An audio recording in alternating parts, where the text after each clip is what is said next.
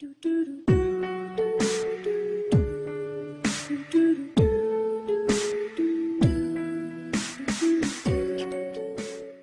guys, Lamfe92 here again, today with episode number 3 of Coin Collective for FIFA 15. Now, I haven't uploaded any of these videos of the series in the past couple of days, simply due to the fact that I had a lot of work to do for uni. I started my third semester last week, so basically getting to know all the new subjects, all the new professors, stuff like that.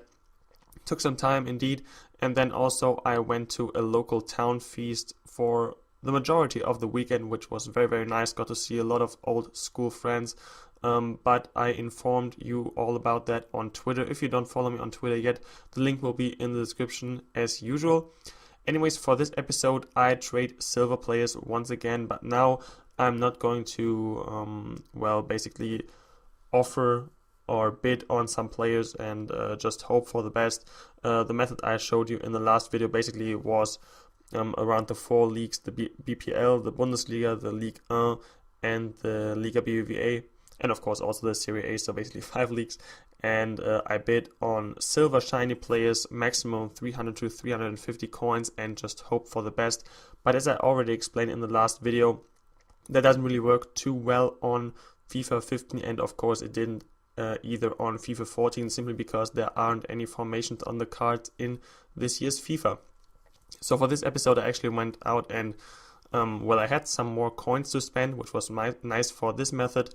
I just looked for some players in different chemistry styles, and just very easily going about it, clicking through all the different chemistry styles, once again checking out silver players in these 5 leagues I just mentioned. Preferably, of course, the Barclays Premier League, simply because these players are the most wanted players have ever been on Ultimate Team, and, well, they still are.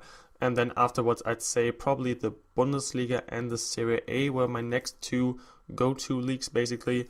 And then after that, the Liga BBVA, and then at last but not least, the French league, the Ligue 1.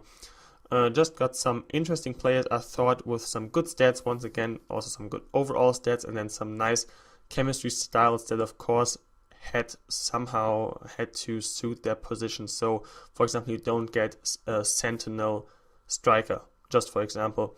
So, for example, some sniper or finisher strikers, and then maybe a dead eye, a maestro, or something like that, midfielder, and then a sentinel, or I don't know exactly how they are called, maybe anchor or gladiator or guardian. For defenders, just click through the different chemistry stats and check out for yourself which stats they actually boost later on. And that is basically what I did for this episode. And in between these searchings for players in these chemistry styles, I of course also found some rather good players in the normal basic chemistry style. I could also sell, like, for example, the Danny Ings you just saw a couple of seconds ago. He will almost undoubtedly sell for some profit, simply because he's got a very, very high pace stat. I think he's got 89 pace on this game, which is pretty crazy for a silver player, and you can definitely use that once you come up against silver teams. First of all, I'm actually not too sure how many episodes I'm going to be able to basically produce on the web app, because at the moment the transfer market is basically blocked on the web app, at least for Xbox. I'm not so sure if that's the same case for PS4 and PlayStation 3 as well, but for Xbox and so Xbox 360 and Xbox One, it definitely is the case at the moment that you basically can't put players on the trade pile nor access the transfer market at all on the web app. And it's pretty crazy. It has been like that since I think Saturday evening. Around that point, I went to watch Bundesliga with a couple of friends Saturday midday, so around 3 p.m. And there it still worked, but then when I got home later on at night, it didn't work, and it has been since then like that since then, and it still isn't working. And now it's Monday evening. Tweeted to EA a couple of times, but of course they don't really reply to you unless it's something that basically is important to them. So when you ask them something concerning FIFA points, so something you actually pay them money for, then they are going to reply to you. Otherwise they are not, as I just found out by basically just tweeting them over and over again. I think like 3 or 4 times by now, and they still haven't answered, so that's kind of annoying. Anyways, we all know how EA sometimes is like. Anyways, I am not sure how and when this is going to be fixed, so I'm not sure whether I'll be able to trade more on the web app. I'll definitely get the game and the new console by the end of this week, which is going to be nice because then I don't really need the web app too much, because I can just show you guys gameplay, which I'm very excited for.